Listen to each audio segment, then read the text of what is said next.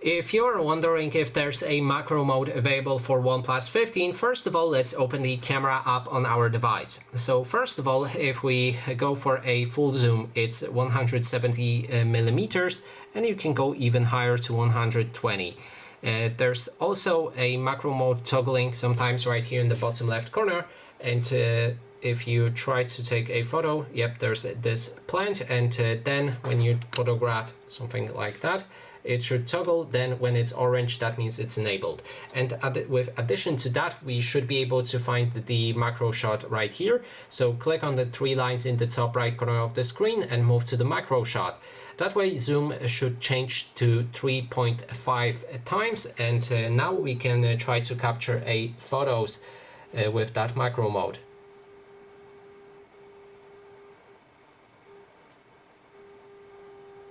First one like this, and then second one will go for my skin.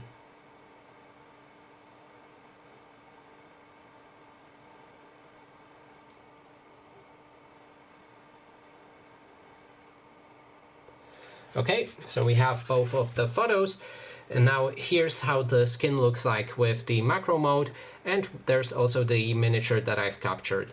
So that is basically everything. Thanks so much for watching, and if you like this video, please consider subscribing.